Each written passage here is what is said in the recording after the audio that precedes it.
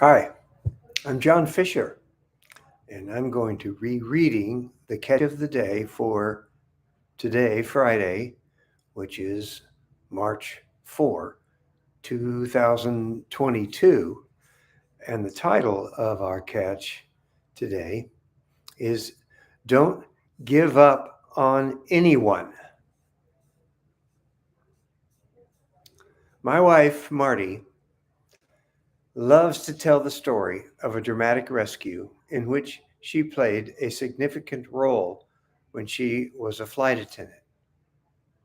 On a routine done at 100 times flight from Chicago to New York, a gentleman on board had a heart attack, literally keeled over in his seat. This is when you're really grateful for the flight attendant call button the man's fellow passengers pushed in a panic.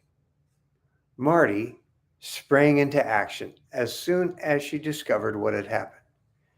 She often complained about her flight attendant job that they were so well trained and what they rarely used. Of course, you want it this way since what they were trained for is emergencies like getting people off of burning planes. That didn't matter to Marty. In her imagination, she had gotten everyone safely off the plane 1,000 times. So much so that she actually used to talk about wanting to crash.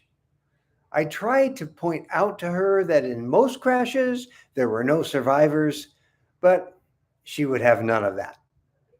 So this was a chance for her emergency training to finally kick in, which it did when she and her fellow flight attendant rolled the man out of his seat onto the floor of the plane and immediately began administering CPR.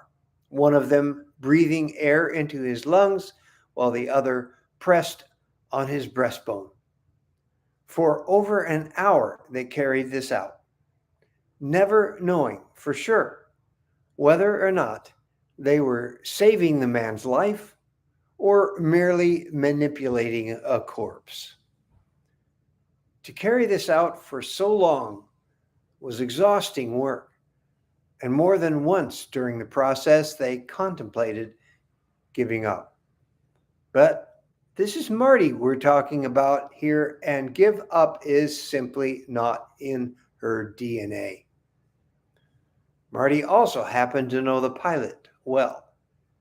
They were working together in an organization she had begun in her Los Angeles domicile called Fellowship of Christian Airline Personnel, and he had ultimate respect and trust in Marty to call the shots. Like a lot of pilots back then, he was a former World War II fighter pilot who took Marty's cue and banked the plane around, heading it to the nearest major airport. He called ahead and got the whole airport on lockdown so there would be no delay in landing and taxiing to the designated gate where an emergency crew wanted him waiting to immediately board the plane. Marty says that when they descended, it felt like he was a dive he was dive bombing an enemy carrier. By the time the emergency crew was on board, the man had regained consciousness and was breathing on his own. The whole plane had erupted in applause as they rolled him out on the gurney. But before they left, the man thanked Marty and her fellow flight attendant profusely for saving his life. And then he revealed to her an amazing thing. Trapped inside his unconsciousness, he could nevertheless still hear everything, including the debate as to whether it was worth it to continue. And the whole time he kept screaming inside himself, "Don't give up on me. Please don't give up."